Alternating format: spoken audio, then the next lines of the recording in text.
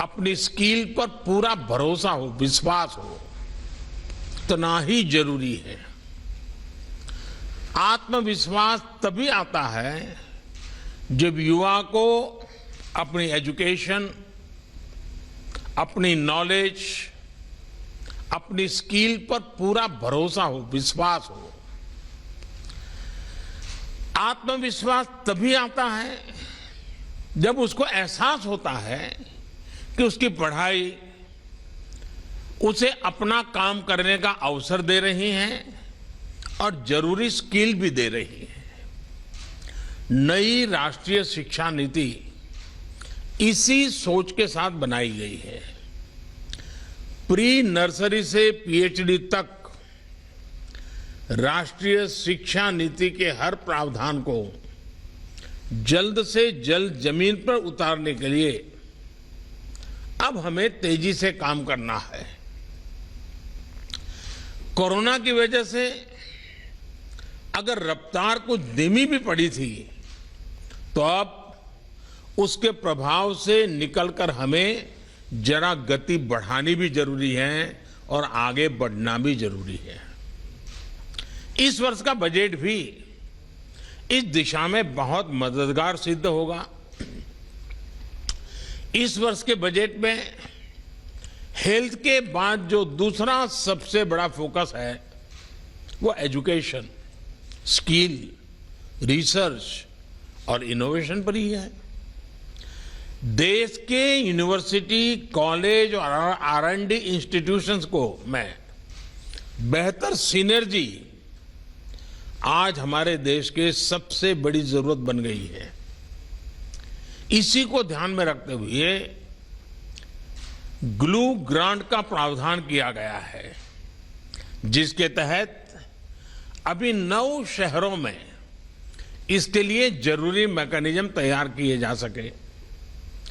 साथियों, अप्रेंटिसशिप पर, skill development और अपग्रेडेशन पर इस बजट में जो बल दिया गया है वो भी अभूतपूर्व है। इस बजट में इनको लेकर जितने भी प्रावधान किए गए हैं, हायर एजुकेशन को लेकर देश की अप्रोच में एक बहुत बड़ा शिफ्ट लाने आने वाला है। बीते वर्षों में एजुकेशन को एम्प्लॉयबिलिटी और एंटरप्रेन्योर कैपेबिलिटीज उससे जोड़ने का जो प्रयास किया गया है, ये बजट उनको और विस्तार देता है। इन्हीं प्रयोगों का परिणाम है कि आज साइंटिफिक पब्लिकेशन के मामले में भारत टॉप 3 देशों में आ चुका है। पीएचडी करने वालों की संख्या और स्टार्टअप का इकोसिस्टम के मामले में भी हम दुनिया में टॉप 3 में पहुंच चुके हैं। ग्लोबल इनोवेशन इंडेक्स में भारत दुनिया की टॉप 50 इनोवेटिव कंट्रीज में शामिल हो चुका है और निरंतर सुधार कर रहा है। उच्च शिक्षा, रिसर्च और इनोवेशन को निरंतर प्रोत्साहन से हमारा स्टूडेंट्स और यंग साइंटिस्ट के लिए नए अवसर बहुत ज्यादा बढ़ रहे हैं। और अच्छी बात ये भी है कि आर&डी में बेटियों की भागीदारी में एक अच्छी, संतोषकारक वृद्धि देखने को मिल रही है। साथियों, पहली बार देश के स्कूलों में अटल टिंकरिंग लैब से लेकर उच्च संस्थानों में अटल इंक्यूबेशन सेंटर्स, इस पर फोकस किया जा रहा है। देश में स्टार्टअप्स के लिए हैकेथॉन्स की नई परंपरा देश में बन चुकी है, जो देश के युवाओं और इंडस्ट्री दोनों के लिए बहुत बड़ी ताकत बन रही है। सिर्फ national initiative for developing and harnessing innovation, इसके माध्यम से ही 3,500 से ज्यादा स्टार्टअप्स नर्चर किए जा चुके हैं। इसी तरह the national super computing mission के तहत परम शिवाय, परम शक्ति और परम ब्रह्मा नाम से 3 super computer IIT BHU, IIT Kharagpur और आईएसआर पुणे में स्थापित किए जा चुके हैं। इस वर्ष देश के 1 दर्जन से ज्यादा संस्थानों में ऐसे सुपर कंप्यूटर स्थापित करने की योजना है। आईआईटी खड़गपुर, आईआईटी दिल्ली और बीएचयू में 3 सोफिस्टिकेटेड एनालिटिकल और टेक्निकल हेल्प इंस्टीट्यूट साथ ही भी सेवा दे रहे हैं।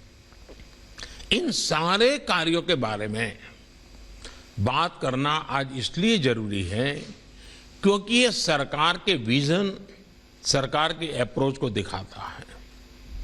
21वीं सदी के भारत में 19वीं सदी की सोच को पीछे छोड़कर ही हमें आगे बढ़ना होगा।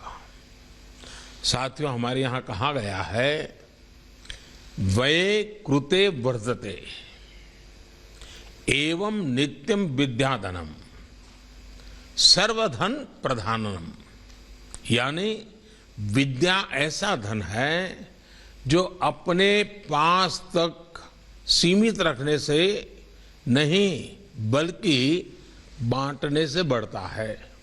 इसलिए विद्या धन, विद्यादान श्रेष्ठ है। नॉलेज को, रिसर्च को सीमित रखना देश के सामर्थ्य के साथ बहुत बड़ा अन्याय है। इसी सोच के साथ स्पेस हो, एटॉमिक एनर्जी हो, डीआरडीओ हो, एग्रीकल्चर हो, ऐसे अनेक सेक्टर्स के दरवाजे अपने प्रतिभाशाली युवाओं के लिए खोले जा रहे हैं। हाल में 2 और बड़े कदम उठाए गए हैं जिससे इनोवेशन, रिसर्च और डेवलपमेंट के पूरे इकोसिस्टम को बहुत लाभ होगा। देश को पहली बार मेट्रोलॉजी से जुड़े अंतर्राष्ट्रीय मानक पर खरा उतरने वाले इंडियन सॉल्यूशंस मिल चुके हैं और ये सिस्टम लगातार मजबूत किया जा रहा है। इससे R&D और हमारे प्रोडक्ट्स की ग्लोबल कॉम्पिटेंसी में बहुत सुधार आएगा। इसके अलावा हाल में जियो स्पेशियल डेटा को लेकर भी बहुत बड़ा रिफॉर्म किया गया है। अब स्पेस डेटा और इससे आधारित स्पेस टेक्नोलॉजी को देश के युवाओं के लिए, देश के युवा एंटरप्रेन्योर्स के लिए, स्टार्टअप्स के लिए खोल दिया गया है। मेरा आप सभी साथियों से आग्रह है कि इन रिफॉर्म्स का ज्यादा से ज्यादा उपयोग करें, ज्यादा से ज्यादा लाभ उठाएं। साथियों, इस वर्ष के बजट में इंस्टीट्यूशनल मेकिंग और एक्सेस पर और जोर दिया गया है। देश में पहली बार नेशनल रिसर्च फाउंडेशन का निर्माण किया जा रहा है। इसके लिए 50,000 करोड़ रुपए का प्रावधान किया गया है। इससे रिसर्च से जुड़े संस्थानों के गवर्नेंस स्ट्रक्चर से लेकर R&D, एकेडेमिया और इंडस्ट्री की लिंकेज को बल मिलेगा। बायोटेक्नोलॉजी से जुड़ी रिसर्च के लिए बजट में 100% से ज्यादा की वृद्धि सरकार की प्राथमिकताओं को दर्शाती है। साथियों, भारत के फार्मा और वैक्सीन से जुड़े रिसर्चर्स ने भारत को सुरक्षा और सम्मान दोनों दिलाया है।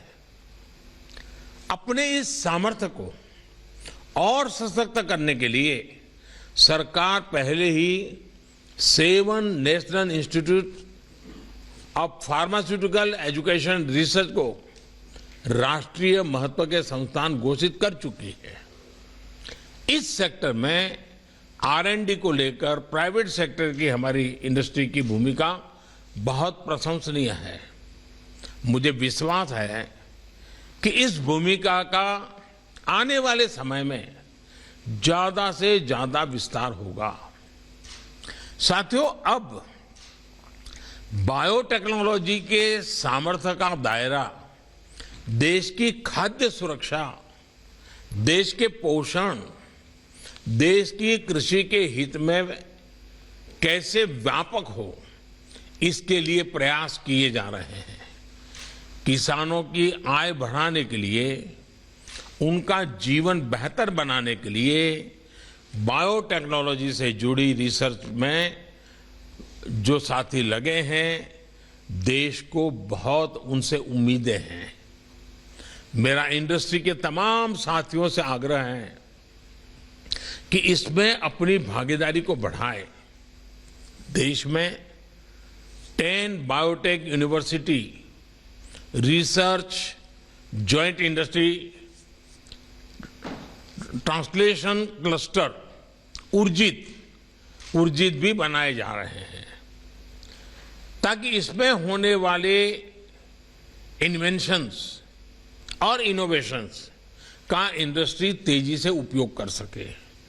इसी तरह देश के 100 से ज्यादा एस्पिरेशनल डिस्ट्रिक्ट्स में बायोटेक किसान प्रोग्राम हो, Himalayan bio resources mission programme हो, या फिर consortium programme on marine biological network हो, इसमें रिसर्च और इंडस्ट्री की भागीदारी बेहतर कैसे हो सकती है, इसके लिए हमें मिलकर काम करना है। साथियों, फ्यूचर फ्यूल, ग्रीन एनर्जी हमारी एनर्जी में आत्मनिर्भरता के लिए बहुत जरूरी है। इसलिए बजट में घोषित हाइड्रोजन मिशन एक बहुत बड़ा संकल्प है। भारत ने हाइड्रोजन व्हीकल का टेस्ट कर लिया है। अब हाइड्रोजन को ट्रांसपोर्ट के फ्यूल के रूप में उपयोगिता के और इसके लिए खुद को इंडस्ट्री रेडी बनाने के लिए अब हमें मिलकर आगे बढ़ना होगा। इसके अलावा समुद्री संपदा से जुड़ी रिसर्च में भी अपने सामर्थ्य को हमें बढ़ाना है। सरकार डीप सी मिशन लॉन्च भी करने वाली है। ये मिशन गोल ओरिएंटेड होगा और मल्टी सेक्टरल अप्रोच पर आधारित होगा, ताकि ब्लू इकोनॉमी के पोटेंशियल को हम पूरी तरह से अनलॉक कर सकें। साथियों, शिक्षण संस्थानों, रिसर्च से जुड़े संस्थानों और इंडस्ट्री के कोलैबोरेशन को हमें अधिक मजबूत करना है। हमें नए रिसर्च पेपर पब्लिश करने पर तो फोकस करना ही है। दुनिया भर में जो रिसर्च पेपर पब्लिश होते हैं, उन तक भारत के रिसर्चर्स की, भारत के स्टूडेंट्स की एक्सेस आसान कैसे हो, ये सुनिश्चित करना भी आज समय की मांग है। सरकार अपने स्तर पर इसको लेकर काम कर रही है, लेकिन इंडस्ट्री को भी इसमें अपनी तरफ से कंट्रीब्यूट करना है। हमें याद रखना है कि एक्सेस और इंक्लूजन ये अनिवार्य हो गया है, और एफोर्डेबिलिटी एक्सेस की एक बहुत बड़ी पूर्व शर्त होती है।